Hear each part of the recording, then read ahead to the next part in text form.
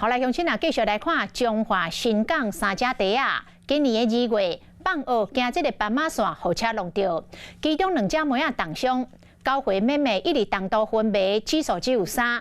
10岁姐姐本来有精神，目睭有来擘开，当时这个白沙屯妈祖停驾伫个病院束缚，姐姐搁坐伫个病床，专程来看直播。想袂到5月初1，阿公接到病院的通知，讲这姐姐病情恶化，要有心理准备。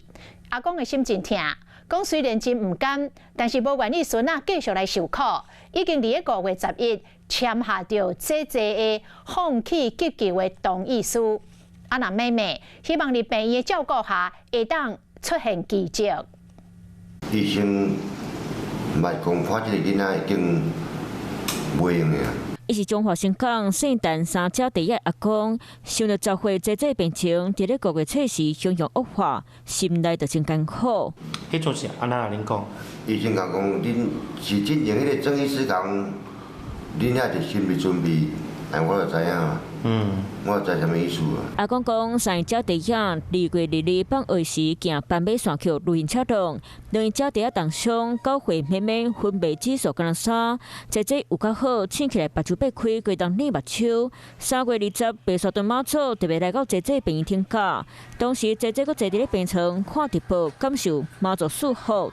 想到5月初1，姐姐病情恶化，昏迷指数剩3，阿公唔甘姐姐受苦，伫咧5月11母亲节前签放弃急救的同意书。母亲节前2天的样子，都签了。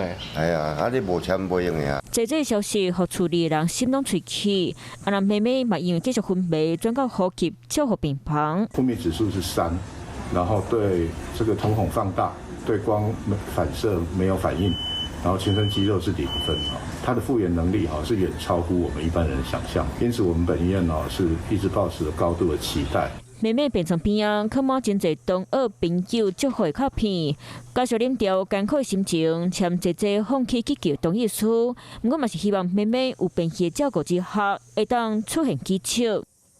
Hello， 我是郑雅芳。想要抢先掌握最及时的新闻资讯吗？赶快订阅、按赞、开启小铃铛，锁定华视新闻 YouTube 频道。